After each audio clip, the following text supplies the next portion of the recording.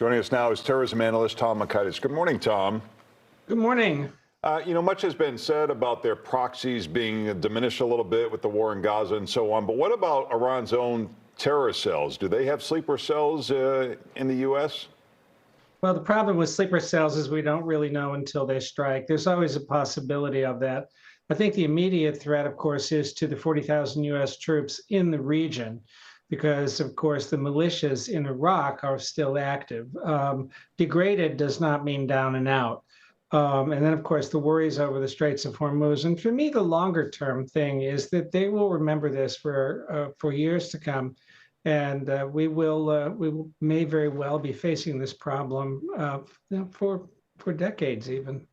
Major General Harris was with us last hour, and he said it's notable that Iran is becoming increasingly isolated and not a lot of vocal support for them. What does that mean? Is there a possibility of a regime change, and would that mean anything in the big scope of things? Well, regime change has not worked very well in the past. We did it in Afghanistan, we did it in Iraq, and in neither case can we say that it worked.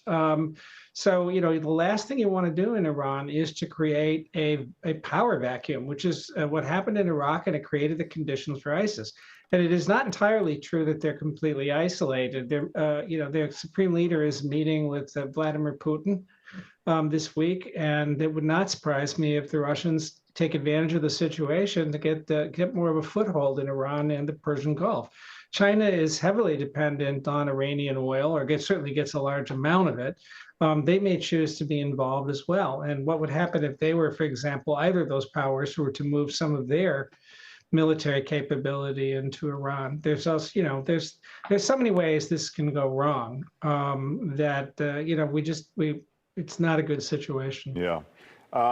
Would you say, though, that it makes sense to have a policy that says Iran cannot have a nuclear weapon? And do you worry that they may follow the path of North Korea and somehow develop it secretly?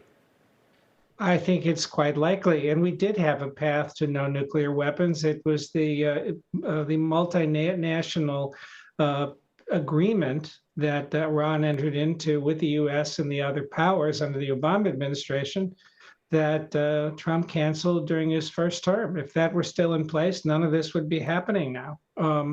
So this is, bombing is not the only way to prevent this. But when you put all these sanctions on them, make them desperate, back them into a corner, and it appears that Israel can strike with absolute impunity without warning. It shouldn't surprise anybody that they're trying to do this. And I think other nations may follow suit. Some might say that the Obama policy is what led to this point, and the fact that there was still development of nuclear weapons going on despite those agreements. What do you say to that? How do we know? It was taken off the table very, very quickly. It was never given enough time to actually work.